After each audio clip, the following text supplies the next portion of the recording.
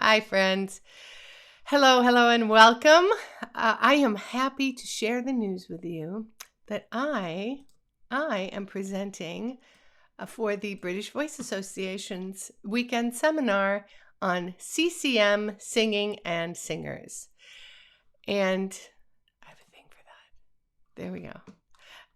For those of you who think that CCM stands for Christian Contemporary Music, or don't even know what it stands for at all, please know that you are not alone. You are in very good company.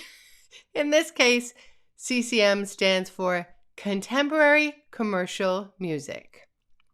And this is a moniker you will seldom hear me use because microphone styles are often neither contemporary nor commercial. But we'll talk about that another day. There will be another day for that discussion.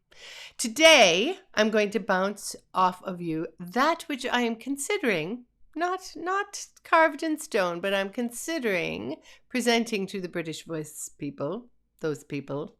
And by the way, you don't have to be British to go. And that is what exactly our singers of microphone styles need from us, the voice professionals. I think we tend to go forth assuming that we know what they need. And if you've never lived in that world, if you've never moved about in the world of amplified music like they do, then you probably don't know what they need, because why would you? Why would you know? Even if you have moved about on that planet where rock singers mingle with singer-songwriters, you may not know what your students need from you because you are so used to that world that you've never had to really articulate certain things about it. Anywho, that's what I was thinking about for this British Voice Association event. What exactly do microphone singers need from voice professionals? Most people who teach voice or coach singers are trained as singers in an academic format. Even if our lessons were with one or more independent teachers, I took voice lessons with independent teachers, we all tend to cling to an academic format. And that format goes something like this. I'm the teacher. I know what your singing is supposed to sound like. I can hear whether what you're doing is desirable or not. I will decide what you need. And since I have the ability to continue to make you a better singer for a long, mighty long time, you will stay with me as long as it takes to get there. Anybody? That's what I came up with, and I myself have adhered to that model in the past. I mean, not on purpose. I didn't mean to. It's just because that's what I was brought up on, and that's what I was used to. So even though I've only ever taught microphone singers, I still adhered to that model that is typically used in academia. But here's the thing. That way of helping. Hey, Rita, are you laughing? Thank you very much, Rita. I appreciate that you are laughing so loud because, right? Even when you're an independent teacher, you do. Okay, so here's the thing. So that way of helping a singer, that way that I just described in that kind of really disrespectful way that cracked Rita up, it is based on the Western classical model. The classical lesson model is open-ended. The teacher has the answers, and the lessons go on for the entirety of a singer's active career. You can probably imagine that today I'm going to tell you that that is not what your microphone singer either expects or needs. So now I'm not saying that you should decide right at the outset what a student or client is going to need from you and then invest all your efforts in a predetermined end date. No. We all know that there are some students who really go with the flow and follow the program and improve really quickly, and some who just don't. And we all know that as people become more competent singers, their goals and their aspirations for their singing changes, right? Also, sometimes Changes in the voice are tied to any number of changes in someone's life, and you can't really push that. I mean, someone's personal life and their physical life, right? But the assumptions that we have as we enter into a teaching relationship with a new student can make a world of difference in certain areas. How we proceed with a new student can affect how accurately we are serving that student's needs, how many lessons they're going to take, how soon they will experience improvement, what we can charge for our time, how we set our expectations, just lots of things. So stay with me, because today we're going to look at those assumptions. Once we call them out and label them, those assumptions will no longer be in the driver's seat. You will be in the driver's seat. And you can really get clear about how to be super effective as a loving teacher and guide to your singers of microphone styles. Because that's what I call it. Thank you for the heart, whoever gave me that. I am Meredith Colby. Here we go. Boom. I'm Meredith Colby, and I support voice teachers and coaches to create confident teaching and singing of microphone-based styles. I bring information to teachers through media platforms such as Facebook and classes to help them fill in the gaps in their learning so they can effectively and lovingly help their students find their true voices. And by doing that, create a prosperous voice business. I want that for you. I am the author of Money Notes, How to Sing High, Loud, Healthy, and Forever, which introduces neurovocal method, a way to teach popular styles based on brain science. Please feel free to contribute to the conversation by commenting now or later if you see this on the replay or you see this on YouTube. I love to get your comments. Hearts and thumbs are always appreciated. If you're watching on YouTube, like, follow, do the stuff. When you do that stuff, it really helps content creators, y'all. Just saying. I'm just saying in case you don't know. Okay, my freebie today is a mini book called Making Them Stick, which I have not offered in a while. This free ebook consistently gets rave reviews from voice teachers like Rita Castillo and shares valuable information for voice professionals that you will absolutely not get anywhere else. I can pretty much guarantee you that. If you're only teaching classical or music theater people, you might not need this. So don't put anything in, don't put mindful in there. Don't say mindful. But if you are teaching microphone singers, you absolutely must have it.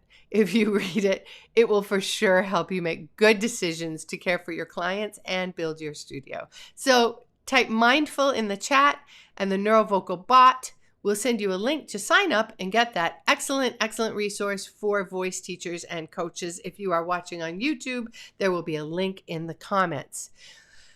The bot will also give you an opportunity to be reminded about my next broadcast. So please opt in for that little reminder, because I have to have your permission or else Facebook thinks that I'm spamming you. So spamming you without paying them. So today, we are going to, hello, Julie. Today we are going to talk about what singers of microphone styles really need from you and how you can be there for them. Before I tell you these three basic and really powerful things, I want to make clear that this can really make a difference in your studio. If you're currently working on the model that says, keep every student as long as you possibly can so you know how much money you'll make every month. I've worked on that model a lot. You may feel, if you are working on that model, you may feel that you don't want to give away the farm too soon. But if they learn, because you're thinking, what if they learn everything they need and then they go away and they only are here with me for a few lessons? Well, my friends, this is the first model we can replace. This scarcity model, you have to admit, you have to agree with me, that is a scarcity model, and it tells us that we may not have enough students. So we have to keep every single one that comes to us for as long as humanly possible. And what you need to remember is that the world of band singers singer-songwriters, microphone singers in general. And I am going to make generalizations here, so just hold on to your hat, Matilda. I'm going to make some generalizations. They are more collaborative than in the world of classical music. It is less hierarchical. It is more social.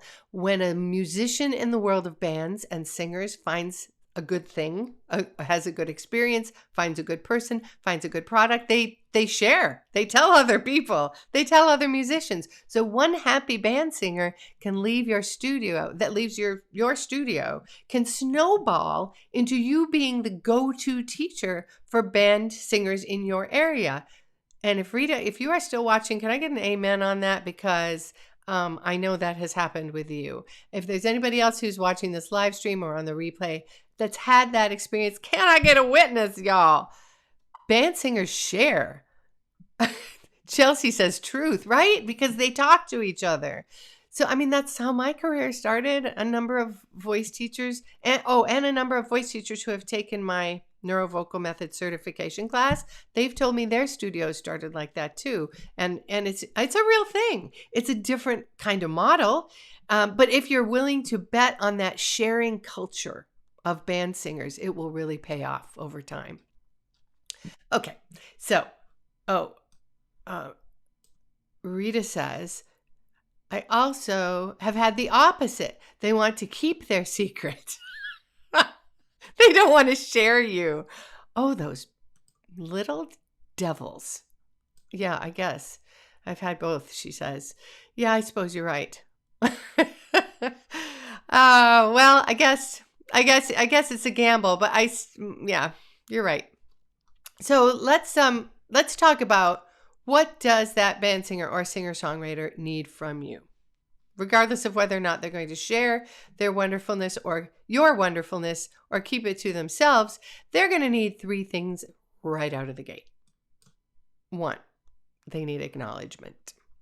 The typical band singer is seeking help with their voice only when they have reached a tipping point. More on that later. They've been putting it off. I guarantee you they've been putting it off. They come from a culture that tells them that good singers are natural singers. Their culture may have told them that voice lessons will change the way they sing, which they do not want. And so basically, and I mean this in a very positive way, they did not want to contact you. In fact, as a little aside, if you do not print your prices on your website or you make people actually phone you in order to get a lesson with you, they probably will not contact you at all. Just saying, just so you know. Wait, I have a little notice here from Chelsea who says, I'm in the middle of experiencing the sharing of my microphone singers. They just keep talking me up, and I'm so grateful. That was my experience too, Chelsea. They're so happy that they just tell everyone. So, the very first, so yes, acknowledgement. I'm like, wait, what's my word? Acknowledgement is what we're doing. The first thing the singer needs from you is acknowledgement. They feel very unsure about this meeting. They have probably never sought out help with their singing prior to this meeting with you. That's the meeting I'm talking about, the one with you. They know you're fancy. They know you are educated or experienced or both, and they are concerned that you will dismiss them, that you will dismiss their music, that you will not think well of their voices. They're afraid of feeling stupid. So even though you're thinking, I see untrained singers all the time. They're my jam. I'm great with getting people started, right? You're thinking that, but your new band singer doesn't know that. And so they need to hear that in some form or fashion as soon as possible. So please find ways to positively acknowledge and any and all elements about them, right? Them, their music, their singing, just the fact that they are meeting with you is really good. So for instance, before they've done any vocalizing, tell them that you're really happy to meet them. You can compliment anything, compliment their hair or their tattoo You can compliment the video link they sent you, or the fact that they scheduled with you so soon after initially contacting you. It doesn't matter, anything. And then get them talking about themselves. So, for instance, I might say to a new person, hey, I'm so glad that we are getting a chance to meet. And I really appreciate getting a chance to see that video of your band. Because a lot of times people will send me videos of a song or their band or whatever. So, and wow, that was an original song. That's so cool. Thanks so much for answering these questions. The questions that you answered on my confirmation email really helps me get to know a little about you. How long have you been writing your own songs? And then they get the microphone, right? Now they're wanting to talk to you. So acknowledge that there have been a lot of successful singers in the world who have, I mean, you don't necessarily have to do this, but you may, if you feel like they're really nervous about it or they're really reticent to be in this kind of voice teachery situation with you, you can acknowledge that there have been a lot of singers, great singers who've never taken voice lessons, and also great singers who have. You can tell them, good for you for doing what's right for you, for knowing what's right for you, and for taking action on that. So acknowledging the values of the music that they sing, for instance, like, you know, I know that in metal, even though the sets are really short, they're really intense, and it can be hard to take care of your voice. So good for you for taking a step to take care of your voice, right? You can acknowledge their dreams by asking them, ask them if they have long or short-term goals for their music or for their singing. It's possible that nobody has asked them that before, and they have maybe had nobody to talk to about their vision. So if you ask them and take them seriously when they share with you, that's huge. That is a huge thing. So start by realizing how powerful it is to acknowledge an artist, which is not something that ever happened to me in a voice lesson. How about you guys? Anybody ever have that from a voice teacher, right? How powerful it is to acknowledge an artist, and more specifically, an artist who is trying something new that they feel a little unsure about, like voice lessons or coaching. Thanks for the thumbs. Voice lessons or coaching, be generous with your words, okay? The world of this person and what they need from you is laid out in delightful writing with pictures in my ebook, Making Them Stick, which is my freebie today. Danny's here. Hi, Danny. So if you want that, type mindful in the chat and the Neurovocal Bot will send you a link to sign up and get that excellent resource for voice teachers and coaches, anybody who is teaching microphone style singers. And if you're watching on YouTube, you will find that below. That link, sorry. You won't find the book. You'll find the link. Okay, number 2. We're on to number 2. Health tools. The second thing they need from you right out of the gate is tools for vocal health. When I see a band singer or a singer-songwriter for an introduction session, I go in assuming that this is the only time I will ever have with this person, because you never know. And that way I won't spend too much time chit-chatting. Hey, Jeff is here. Hi, Jeff. Wait, I have to find, okay. Right. So as you might imagine, probably doesn't shock you to know that I'm a little chatty, and I do like to acknowledge singers, but I don't want to spend too much time doing that because I want to make sure that they have, at the very least, I can give them some tools to create or maintain some vocal health, just in case I never see them again. So, wait, Jeff says, I'm so happy to see our field going in this direction. I know, right, Jeff? I agree. It's so nice, isn't it? Much more collaborative, and a rising tide raises all ships. We learn from each other. I love learning. I love learning from all the smarty pants voice people out there. Okay. So I spend like 5 or 6 minutes showing them where their voice lives in their body. If you guys haven't done that, do you know where your voice lives in your body? You will be shocked by how few of your new students, even if you teach adults, know the answer to that question. And then I tell them a couple of basic things about how it works. And then I bring home the message that they're in charge of their own vocal health, as I'm sure you do. You guys probably do that analogy that I also do, the athlete analogy, right? That your body has to warm up before you work hard, or that warming up before you work hard avoids injury, that kind of thing. Then I introduce neurovocal method, and in so doing, I show them a couple of effective and reliable warm-up tools that are simple, so they'll remember them, and then they can use those tools going forward. So that way, if I see them again, we will have gotten off to a good start, right? If I don't see them again, they have good tools. If I do see them again, we're off to a good start.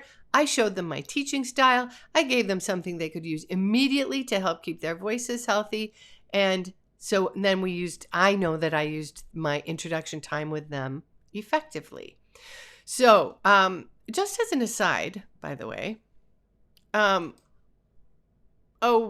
years that I taught, I would give, first 20 years I taught, I would give students, okay, I want an amen if any of you have done this. I don't want to feel like I'm the only one who did this. But I gave new students a kind of a vocal health rundown. And I would tell them all the things that were good and bad for their voices. Don't scream. Don't eat cheese. Don't drink coffee. If you drink alcohol, follow each drink with a glass of water. If you're going to smoke weed, do it through a bong. All the vocal... But come on, anybody? Am I the only one? Come on. But since I no longer believe that really any of these rules is universal, as soon as you know it applies to everybody, someone's going to go, I don't know, I eat cheese before I sing and it doesn't bother me at all. And also, thank you. Thank you, Rita. So, first of all, it's not universal. And second of all, nobody's going to change their behavior because I lectured them. Oh, well, Meredith lectured me about ice in my bong, so I'm going to change my ways. So these days, since I know that, I know they mostly don't warm up at all. Band singers don't warm up. If they do, they warm up by singing full voice in their car before they go into the club. That's their warm up. So now I show them warm up exercises because, gosh, I'm just that nice. Okay, third thing, and this is the most important thing, they want their problem solved. The thing they want, the reason they contacted you in the first place is because they need their problem solved. Oh, I have to come back. Rita is saying, if lectures worked, all of my students would be famous stars. Every one of them. Right. I know. But we do it anyway. We're like our parents. You still lecture them. Anyway. Okay. So they want their problem solved. This is a really big one for people who have been nurtured through the academic model of voice training. You are assuming, so if you've been nurtured through the academic model, right, you are assuming that there is no end to the improvements that one can make in one's singing.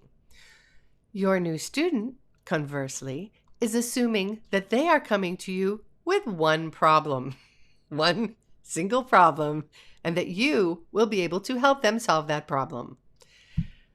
So these are very different paradigms, and you're both assuming. You see why I'm talking about this today, right? Okay, so your new student has a problem, and that problem is almost certainly one of the following 4 problems. Did I make things for this? I did. Okay. Number 1, I can't hit high notes, which is their way of saying that they can't take their mixed voice higher than their natural break. That's how they say it. It may also mean that they can't or don't want to access their head register.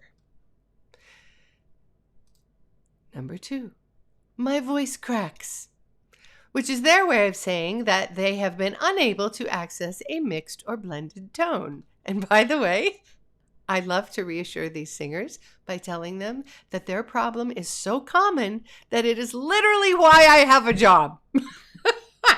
I was like, that your problem is why I have a job.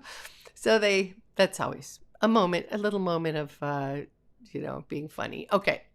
Number 3, my voice gets tired, which is their way of saying that the way they make sound is inefficient. Thank you for the thumb. Is really inefficient and or inhibited. Number 4, I want to sing louder. That's another reason. That's one of their problems, which is their way of saying that the way they are making sound is inefficient, or that they can't or haven't really accessed their chest register. And the last thing, I want to sing better. Some people will just say, I want to sing better, which is their way of saying they want to sing better. So please make sure you understand what that means to them and why it is a problem for them before you proceed. I know that seems strange, but please be aware that I want to sing better is a very subjective statement. You think you know what it means, but you may not. And although you know that the journey between where they are now and singing better can be long and arduous, they have no idea. They have no idea what lies before them. So it's up to you to empower them as quickly as you can rather than allowing them to be overwhelmed. So I've been teaching these singers for over 3 decades, and their problems have never not been one of these problems. No, that's not true. The thing that I didn't include in there, which I kind of feel like it needs its own separate thing, is if somebody's had a vocal health issue. So they're recovering from a surgery or they've had nodules or something like that. But that's not a norm, that's another thing. So within normal parameters, those are the 5 reasons that people are going to say that they are there for voice lessons. So if you've seen another common problem in your studio, feel free to share. I would love to hear it. So once a singer begins to understand that the journey between where they are now and where they want to be is a process that depends on both you and them. In other words, you do not have a magic wand to fix their problem in 2 lessons or less. Anybody? I have a blog post that's like, what did I call it? Oh, why don't voice teachers cut the bullshit? Because so people come in and they're like, what do you mean you can't fix my problem in 40 minutes? So once they understand that, then you can regroup and help them lay out the best plan for them to meet their vocal and musical needs. But at the outset, you need to keep the focus of the lessons on their stated problem. However you talk about that, right? And how you're working together, you and the singer are working together to meet that challenge, goal, whatever, what they said they wanted. So as you can see, this is not the academic model, what I'm talking about here. It's also not much of a model per se. It's more of a list of 3 things that will mess up your model, but will allow you to be of great service to this kind of singer. And this band singer needs you. They need you. So we need to make sure that they are welcome in our studios. So they need these 3 things from you. They need to be acknowledged as people, musicians, and singers. You need to show them the vocal health essentials. So whatever your list of the essentials are, vocal health essentials, right? And they need their problem solved. So keeping these things in mind will help you be the most awesomest of voice teachers or vocal coaches. And you will start getting referrals like mad. Like mad. I'm Meredith Colby. Thank you so much for being here with me today or on the replay. Rita says, I wish I had someone like me when I started out. I know it. I've thought that too. Alex says, yes, acknowledgement, so important. So I'm Meredith Colby. Thanks for the hearts and thumbs, you guys. I appreciate it. And thanks for being here with me today or on the replay. You can find me on Facebook, Instagram, and YouTube, as well as at meredithcolby.com anytime. Stay safe, stay well. Have a great week. Bye.